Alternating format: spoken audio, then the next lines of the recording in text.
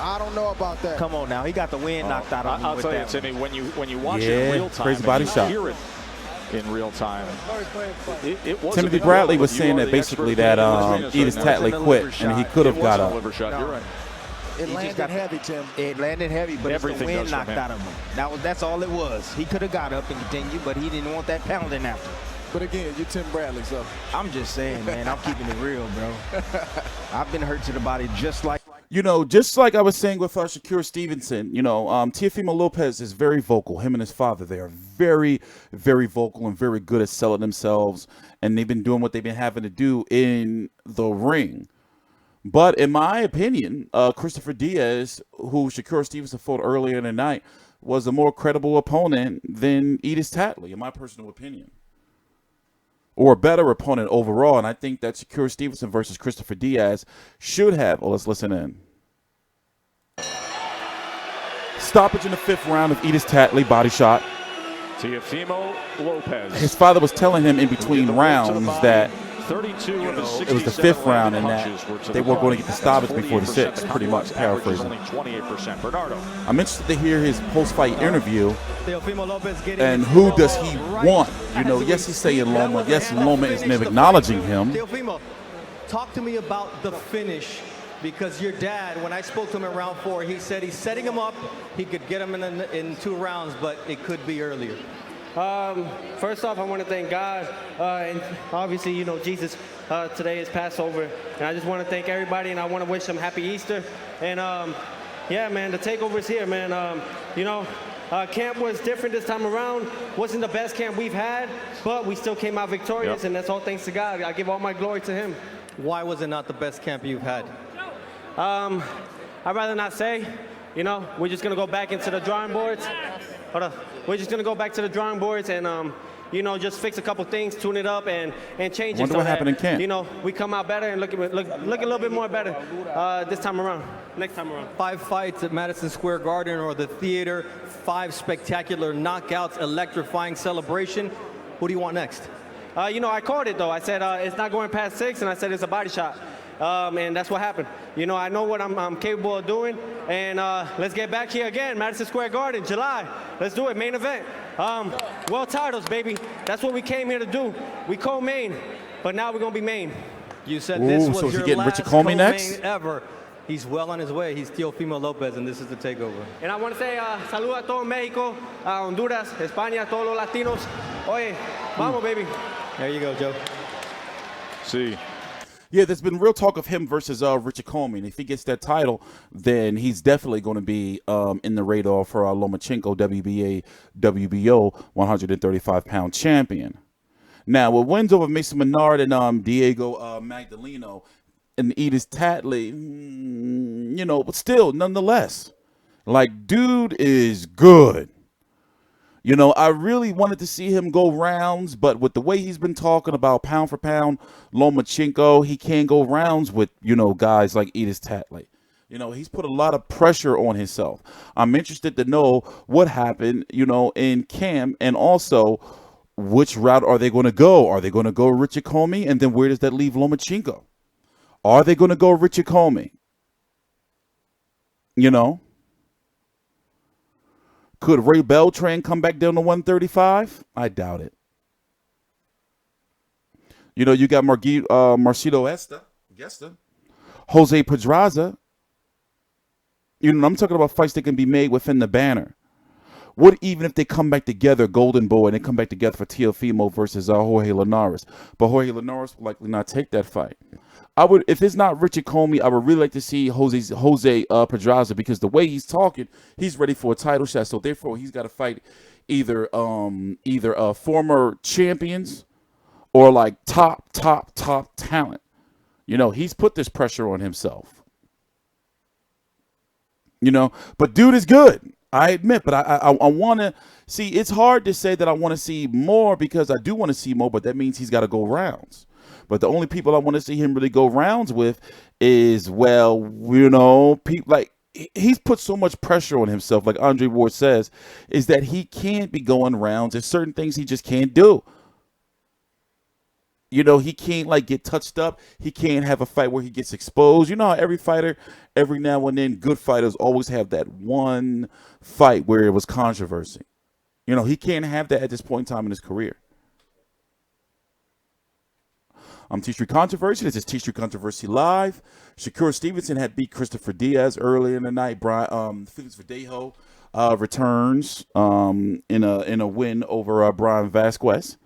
Danny Garcia had beat Adrian Granados by, what was that, 7th round stoppage. Angel Ruiz had won, stopping Dimitrenko. Brendan Figueroa won a WBA interim title. Let's hear what Andre Ward has to say, matter of fact, since we're here. Era, fighters who stepped up and fought really good opposition, fighters who weren't huge punchers and were sometimes criticized for not scoring knockouts, but all rose up the pound-for-pound list. But, so that's Shakur Stevenson. On the other hand, Teofimo Lopez also fights defensively responsibly, but with a certain kind of urgency to entertain. Be sure to subscribe. You could feel it in the air. After a round or two, Tatli was being overly defensive maybe. We cover all Teofimo Lopez fights. Stepped on the gas to make something happen. So, let's compare them. Shakur Stevenson or Teofimo Lopez tonight. Of course, you are co-manager of Shakur. I'm not going to get into the comparison thing, but I will say this. I love both fighters. They both had tremendous performances tonight. They won different kinds of ways. I think that we got to continue to educate the boxing fan. I understand the knockout, and I love it, and there's a place for that. But these guys got two different anatomies, two different styles. They're not going to win the same way. If they both stay focused, in and out of the ring, I think they're both going to be champions and be champions for a long time. I'll get into the comparison. For tonight, Teofimo has the more theatrical style. He's more predisposed to doing violence. As for his dad, listen, no one's more tuned into like father-son pathology than I am. It's hard to criticize the guy. It's difficult to argue with these results. Shakur is going to have long-term success if he does based on his excellence. Teofimo not only on the talent, but also on the connection to the audience, to the crowd. He's looking to deliver entertainment, and you know how fans feel about offense, at least in the short run. They really like it. Meantime, we've talked about Terrence Crawford a lot. You know, I just don't, I'm sorry. I mean, you know, Teofimo, yes, I like him. He is good for where he is. But Loma's a whole different animal. He will get touched. And what happens, you know, when you take away, you know, that power and that aggressiveness from him? What happened if he runs into a sloppy, nasty fighter that may want to hold him or something? You know, that's why it's good to see the fighters go rounds to see how they progress. You know, like how they overcome to pressure. The only thing that Tatli really brought to the table from the footage was the jab that I've seen. But from the opening bell, it seemed like he was a little scared to fight. Top Rank has a nice, you know, stable of 135 and 140-pound fighters. Or 140-pound fighters that they have access to because of their alliance with Frank Warren and BT Sport and all those guys. Devin Haney, and no, this is 135. Mikey Garcia, I doubt that he's going to be returning to 135. However, expect for him to hold on to that belt. Luke Campbell is #1 contender. Devin Haney and Luke Campbell are in talks. I've spoken to Eddie Hearn and Devin Haney, and it looks like Devin Haney may be signing with the Zone soon. As you know, of course, Lomachenko is WBA, WBO. Richard Commey, Lomachenko was supposed to fight Richard Commey, but Richard Commey was injured. So therefore, Lomachenko had to fight his mandatory in Ant Crolla and had to get a deal done, whether it, you know, to keep it from going to purse bid. And now it's looking like there's real steam behind Teofimo Lopez versus Richard Commey for that IBF title. Because expect for Teofimo Lopez to take this spot right here of Edis Tatli as #3 by the IBF.